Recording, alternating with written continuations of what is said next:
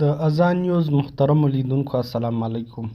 د ریاست الوزرا اقتصادي مرستیال ملا عبدالغني برادر اخوند د قوشتېپې کانال څخه د لیدنې پر موخه بلخ ولایت ته سفر کړی ده.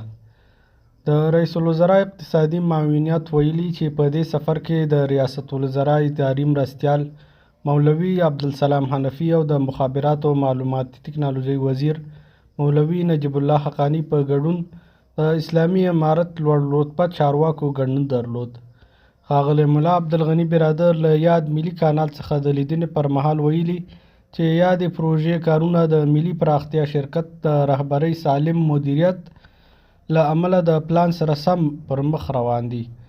ښاغلي اقتصادي مرستیال ملا عبدالغني برادر زیاته کړې چې اسلامي امارت د قوشتېپې کانال پلي کېدو ته ژمن دی.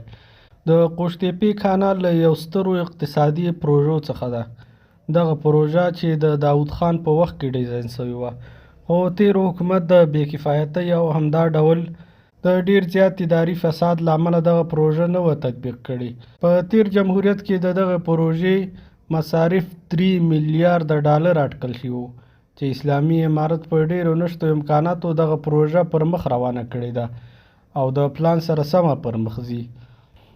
د افغانستان اسلامي امارت د رئیس الوزرا له لوري ملا عبدالغني برادر د اقتصادي مرستیال ټاکل شوی چې الحمدلله اقتصادي کارونه په ډیر ښه توګه په افغانستان کې روان دي. که څه هم په افغانستان باندې د امریکایانو له لوري بندیزونه لګېدلي او دغه چارې افغان تجاران او عام هیوادوال له ستونزو سره مخامخ کړي، خو بیا هم د قوشتېپې او همدار ډول نور سترې پروژې چې اسلامي امارت لخوا پلي کېږي په راتلونکي کې د افغانستان د یو ښه اقتصاد زیری راکوي.